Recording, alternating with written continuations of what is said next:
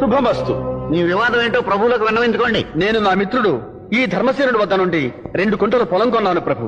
ఈ ఉదయాన్నే పొలం దున్నుతుండగా ఈ బిందె బయటపడింది. తెరసు శుద్ధును కదా, దీని నిండా వజ్ర వైఢూర్యాలు మరకత మాణిక్యాలు ఉన్నాయి ప్రభు. ఈ బిందె నీది, తీసుకోమంటే ధర్మసేనుడు నిరాకరిస్తున్నాడు ప్రభు. ప్రభు, నేను ఆ భూమిని సకల నిధినిక్షేపాలతో సహా ఈ విక్రమశివుడికి అమ్మాను. ఆ కారణంగా అందులోని సమస్తము న్యాయబద్ధంగా ఇతరకే చెందాలి. అందుచేత ఈ వజ్ర వైఢూర్యాల బిందె నాది కాదు, ఇతందే ప్రభు.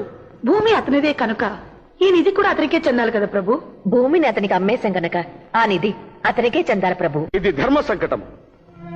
ఆ బిందెను మా సంస్థానంలో మా అధీనంలో ఉంచెళ్ళండి. ఈ రాత్రికి మేము కూలంకషంగా ఆలోచించి రేపటి దినాన తీర్పు చెప్తాం. ప్రభు. మీ వాద ప్రతివాదాలు తిరిగి వినిపించుకోండి.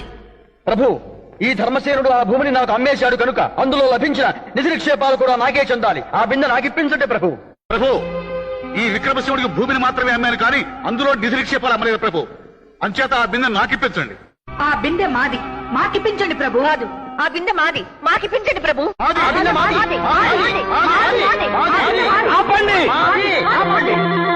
మీరే బిందె గురించి పోట్లాడుకుంటున్నారు? ఆ బిందెని నేను మీ దగ్గర పెట్టి వెళ్ళాను కదా ప్రభు. నిన్న మా దగ్గర బిందె పెట్టారా? మొట్టమొదటిసారిగా ఈ రోజే మిమ్మల్ని మేము చూస్తున్నామే. బిందె లేదు, మీ బొందాలేదు.